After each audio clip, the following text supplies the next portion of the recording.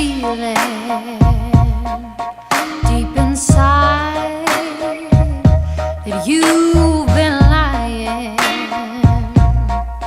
about where you've been at night. Oh, I've got a feeling. Lokasi dan sejarah stasiun radio Auri PC2 Playen berada di Desa Bangalan, Kecamatan Playen, Kabupaten Gunung Kidul, sekitar 37 km selatan kota Yogyakarta. Monumen ini berdiri di atas tanah hibah dari Pak Wiro Sutomo, seorang warga desa yang menyerahkan rumah dan lahannya untuk digunakan sebagai markas stasiun radio Auri sekaligus bangunan sekolah. Pembangunan monumen dimulai pada tahun 1982 oleh Yayasan 19 Desember 1948 dan diresmikan 4 tahun kemudian oleh Gubernur Daerah Istimewa Yogyakarta, yaitu Sri Sultan Hamengkubuwono ke-9. Hingga kini kawasan tersebut berfungsi sebagai area pendidikan sekaligus rekreasi, karena dalam satu kompleks juga berdiri TK Negeri 1 Maret Playen. Yang selanjutnya, bangunan dan monumen. Kompleks stasiun radio terdiri dari 2 bangunan tradisional Jawa, yakni bangunan limasan dan bangunan kampung, serta sebuah tugu monumen. Bangunan limasan yang menghadap ke selatan difungsikan sebagai ruang utama, sementara bangunan kampung di sebelah timurnya menjadi pelengkap. Keduanya menampilkan ciri khas arsitektur pedesaan Jawa yang sederhana namun fungsional, sehingga dari luar tidak tampak mencolok. Penataan ini sekaligus menjadi strategi untuk menyamarkan keberadaan stasiun radio di masa perjuangan.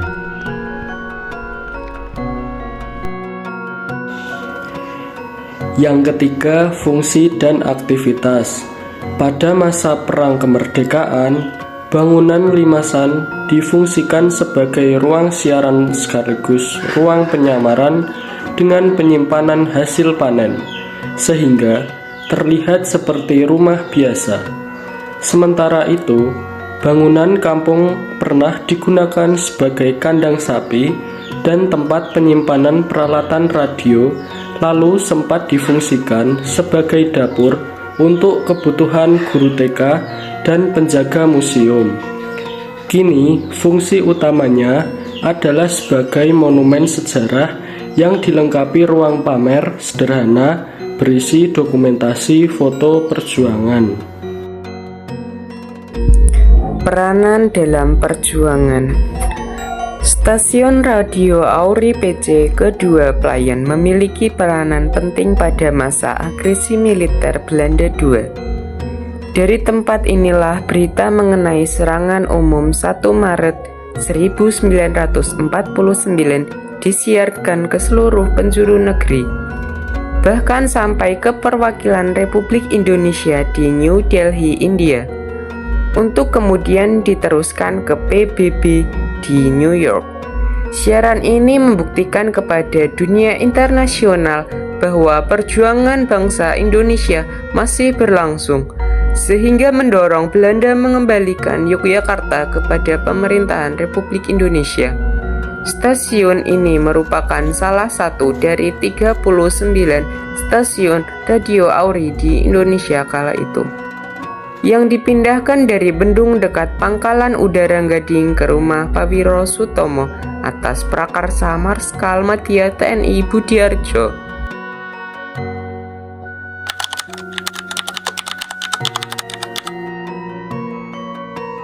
Monumen Jenderal Sudirman yang berada di Dusun Geleran, Desa Bejiharjo, Karangmojo, Gunung Kidul, terletak di puncak bukit, sekitar 50 meter dari wisata Gua Pindul. Untuk mencapai lokasi ini, pengunjung harus melewati sekitar 100 anak tangga. Meskipun sayangnya akses menuju monumen tampak kurang terawat karena jarang dikunjungi. Monumen ini berbentuk menyerupai Monas yang dalam bahasa Jawa bermakna sakral, mirip simbol lingga dan yoni, dan dilengkapi dengan sebuah prasasti bertulisan Jawa dan Latin yang mencatat peristiwa penting pada masa revolusi fisik. Yang kedua, peristiwa bersejarah yang dikenang di Monumen Gelaran adalah penyerbuan dan pembumihangusan markas Komando Pemerintahan Militer Kabupaten Gunung Kidul oleh tentara kolonial Belanda pada 10 Maret 1949. 10 hari setelah serangan umum 1 Maret, rumah milik Mbah Harjono Sadikin yang dijadikan markas pejuang ikut dibakar habis-habisan karena diduga menjadi tempat persembunyian Jenderal Sudirman beserta para tentara gerilya. Peristiwa ini mencerminkan betapa berat perjuangan mempertahankan kemerdekaan yang dilakukan dengan bergerilya dari satu titik ke titik lain.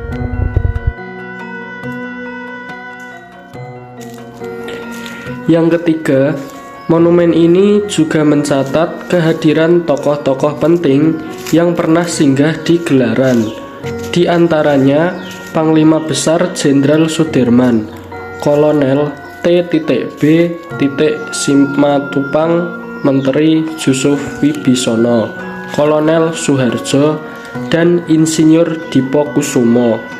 Pemerintah sipil daerah pun turut bergerilya, termasuk Bupati Gunung Kidul PRT Tirto Diningrat dan Bupati Anom KRT Suryaningrat. Selain itu, kekuatan militer setempat dipimpin oleh Kapten Haji Sudibyo sebagai Komandan KDM serta tokoh brigade mobil seperti Mayor Sarjono dan Kapten Widodo yang kelak menjadi Kepala Staf Angkatan Darat. Yang keempat, tak kalah penting, peran masyarakat desa sekitar Gelaran sangat besar dalam mendukung perjuangan. Mereka menyediakan rumah sebagai markas, gudang senjata, dapur umum, hingga logistik bagi para pejuang.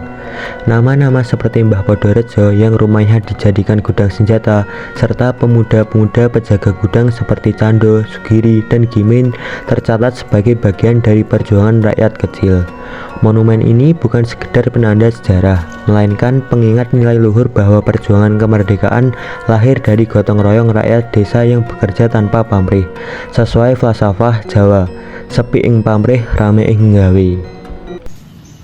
Terima kasih teman-teman telah menonton video kami. Kurang lebihnya mohon maaf. Wassalamualaikum warahmatullahi wabarakatuh.